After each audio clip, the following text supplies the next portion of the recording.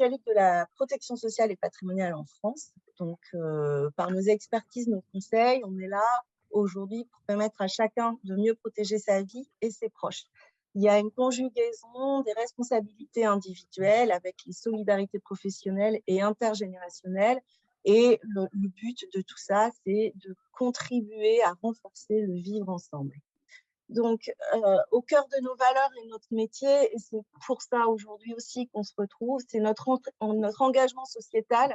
Il s'articule en l'efficacité économique. On a une équité sociale, c'est-à-dire qu'on consacre chaque année plusieurs millions d'euros pour aider les personnes fragilisées et soutenir des initiatives individuelles et collectives, comme par exemple notre soutien à l'association Oncogite.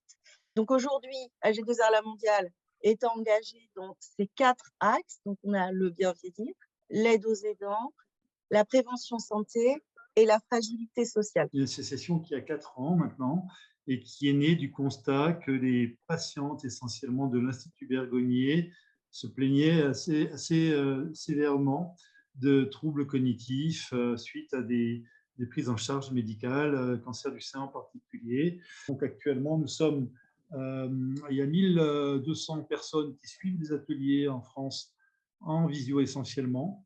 Et il y a 45 créneaux horaires différents qui sont offerts à tous les gens qui sont adhérents de notre association en tant que bénéficiaires. Oncogite s'engage auprès des patients qui sont suivis pour une pathologie cancéreuse.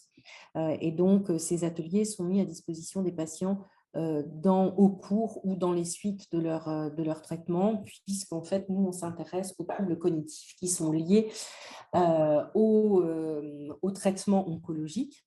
Voyons voir, définissons un petit peu ces troubles cognitifs dans le cadre du traitement du cancer. Donc souvent, c'est des troubles qui ont été longtemps en fait sous-estimés ou méconnus et qui longtemps ont été vécus par les patients dans une grande solitude. Donc longtemps, on a sous-diagnostiqué. Et d'une, parce que les choses elles vont être différentes chez un patient ou un autre, il va y avoir des mécanismes différents.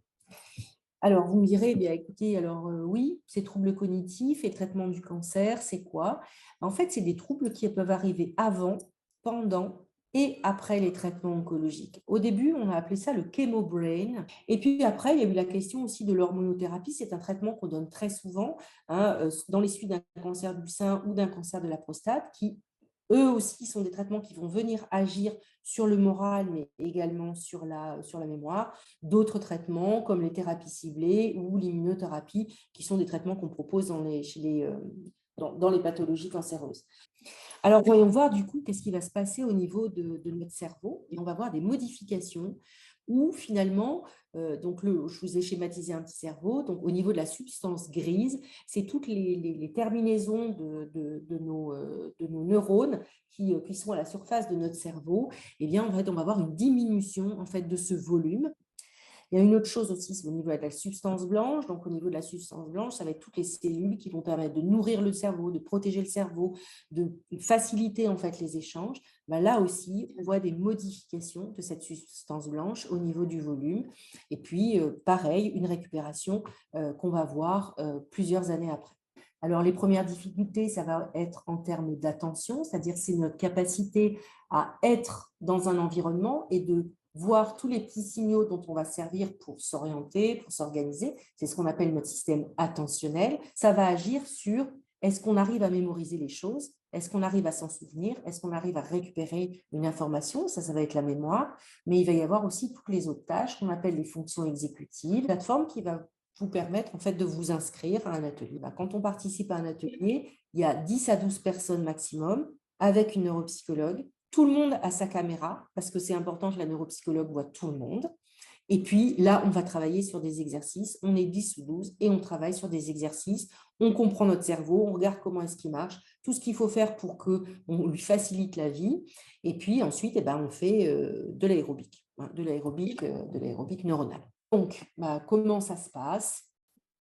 Si jamais vous étiez intéressé, c'est des ateliers qui sont ouverts, c'est-à-dire que quand on en a besoin, quand on a décidé vraiment de s'inscrire dans une prise en charge, parce que ça demande des efforts et ça veut dire qu'on n'est pas sur l'occupationnel. Si je viens pour remobiliser mon cerveau, Ça veut dire que c'est toutes les semaines que j'y vais parce qu'il n'y a rien de magique. Hein, c'est vraiment un entraînement. L'idée en fait de ces ateliers, c'est qu'on n'est pas là pour réussir les exercices, on est juste là pour les faire. Et simplement dans le faire, votre cerveau, il fait énormément de choses.